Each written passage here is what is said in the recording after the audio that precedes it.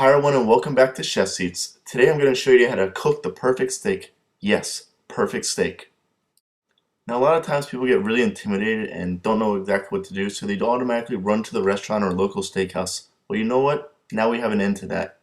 And just like always, only thing we're going to need are a few simple ingredients. So let's get started. Now, the only thing we're really going to have to do to this steak is season it properly. Just enhance the flavor that it already has. A little bit of salt, a little bit of pepper goes a long way. There's no need for any tricky techniques in this, just salt and pepper. And the only real technique that you need to do is make sure that you season it evenly. So press it in, make sure that all of it's adhered to it. A little bit more on top, on this fat cap, which is going to taste delicious, of course, after it's cooked. Pepper as well, and a little bit on the sides. There we go. So what I like to do after I season my steak, I like to allow it to set a good 10 minutes before I put it in the pan. It's just going to allow the osmosis of the salt and pepper just infusing into the steak. It's going to add a lot more flavor, penetrating in. There we go, let that set. So this right here, I'm going to put a little bit of oil on the steak. Not inside of the cast iron pan, but on the steak. And this cast iron pan is on full heat. Let it get smoking hot as it's going to be. And the beauty of cooking in cast iron is that it's going to retain the heat while cooking it, opposed to in a saute pan of any other form. There we are. And now, just quite simply, grab that fat cap side down. There we are. And just let this sear until you get a nice little golden color on that fat cap. So that's about 30 seconds of a sear. And you can see we have some color. So now 30 seconds. This is going to be the special technique. Every 30 seconds I'm going to flip this steak from one side to the other side. Okay, set your timer and stand there and watch this steak. 30 seconds it comes by, we flip it over. Okay, and we don't have a lot of color on it just yet, but in time of flipping it and searing it, it's just going to get so much flavor and it's going to cook so evenly. There's another 30 seconds, so we flip it again. Let it sear. 30 seconds has passed. We flip it once again. Make sure that you flip the steak away from yourself so none of the oil or fat splats back to you. Once again, flipping it. 30 seconds have passed. You see how much more color that we're getting? Look at this. That flavor is just going to add up. Nice. Now the beauty of cooking it and flipping it every 30 seconds is the fact that it's going to cook it so evenly. It's so even. So right now the top is resting while the bottom's searing. And then this is just going to give it enough time so that when we flip it over, the same thing is going to happen all over again. It's a nice even rotation of the heat.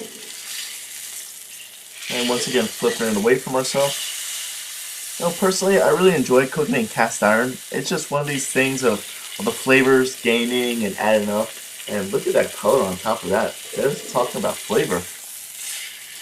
And the most amazing thing about cooking in cast iron is the fact that I can just hand it down from generation to generation. Now that this steak is ready, it's a 1 pound steak, cooked me about 8 minutes of flipping.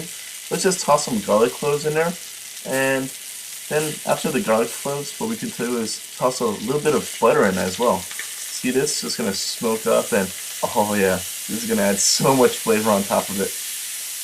There we are. So now this steak is pretty much done cooking. We're just going to add this butter to cook a little bit of this garlic and just infuse a little bit more flavor into it. So once again, salt, pepper, steak, butter, a little bit of garlic, and if you have any herbs right now, feel free to toss them in at the moment. You know, parsley, thyme, rosemary, it'll all add up. And just baste it a few times.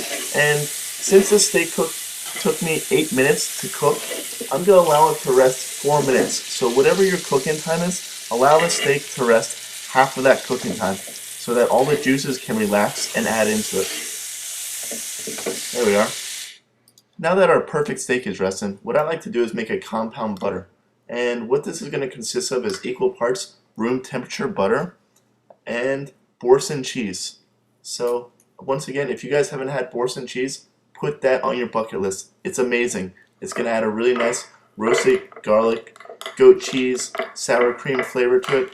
I think you're really going to enjoy it. It's honestly one of my favorites.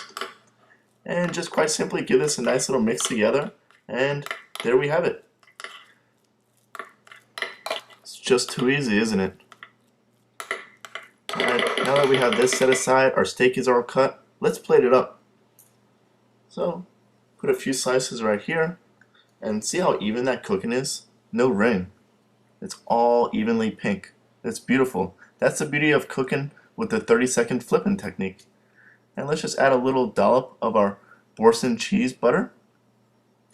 Well, folks, there you have it. I'm really excited to share with you how to make the perfect steak at home so you no longer have to run to the steakhouse. Here's the recipe as following, and I'm really excited to hear how all your steaks turned out, and give me some feedback. Let me know if you have another technique. Thanks for watching, and don't forget to like and subscribe.